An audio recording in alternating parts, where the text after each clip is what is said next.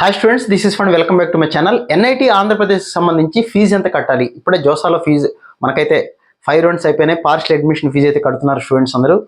అయితే ఎన్ఐటి ఆంధ్రప్రదేశ్లో మిగతా ఫీజు ఎంత ఉంటుంది, అసలు సంవత్సరానికి ఎంత అవుతుంది ఏంటి అనేది డీటెయిల్స్ వాళ్ళ అఫీషియల్ వెబ్సైట్లో ఉన్నాయి.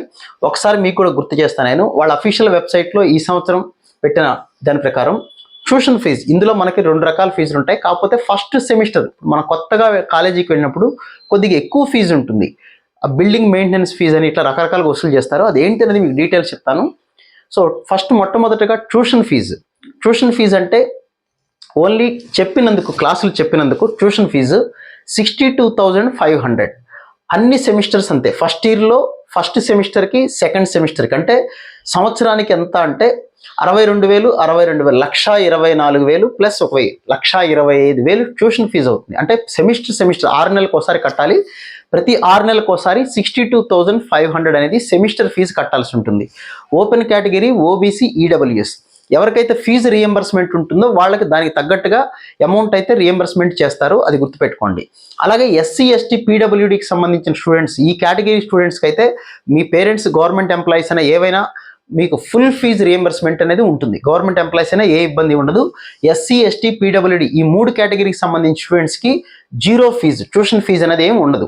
మరి మేము జోసాలో ఫీజు కట్టాం కదా అంటే దాన్ని ఎక్స్ట్రా ఫీజు కిందనో లేకపోతే మెస్ ఫీజుకో, హాస్టల్ ఫీజుకో అడ్జస్ట్ చేస్తారు. మీరు దాని గురించి కంగారు పడాల్సిన పని లేదు.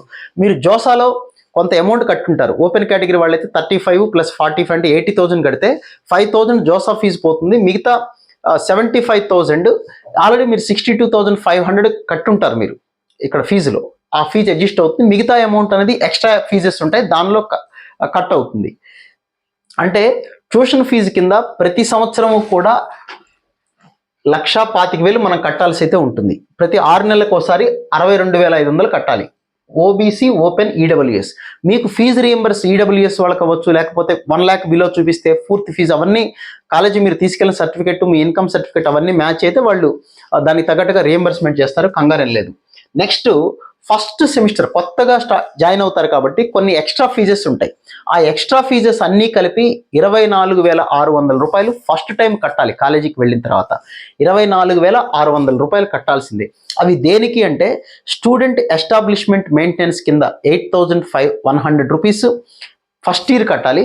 ఇంకా సెకండ్ ఇయర్ నుంచి అంటే సెకండ్ సెమిస్టర్ నుంచి, ఫస్ట్ సెమిస్టర్కి 8,100, తర్వాత నుంచి 2,400 కట్టాలి. తర్వాత మెడికల్ ఇన్సూరెన్స్ 500 రూపీస్ కట్టాలి. అలాగే institute development fee 10,000, institute caution deposit 6,000. ఇవి ఈ 6,000 అనేది మళ్ళీ మీకు 4 years అయిన తర్వాత రిఫండ్ ఇచ్చేస్తారు. అంటే ఓవరాల్గా 24,600 రూపాయలు ఎక్స్ట్రాగా మీరు కట్టాల్సి ఉంటుంది. అయితే మీరు ఆల్రెడీ జోసాలో 75,000 కట్టుంటే ఆ 75,000 ఈ 62,500 పోగా మిగిలింది కట్ చేసుకుంటారు. అంటే ఓవరాల్గా ఫస్ట్ సెమిస్టర్ ఫీజు 87,100 రూపీస్ అవుతుంది. ఇందులో 6,000 అనేది 4 years అయిన తర్వాత మీకు రిఫండ్ చేస్తారు, ఏ ఇబ్బంది లేకపోతే. తర్వాత జోసాలో కట్టిన ఫీజు 75,000 తీసేస్తే మిగతా ఫీజు ఏమైనా ఎక్స్ట్రా ఉంటే అది కట్టాల్సి అయితే ఉంటుంది.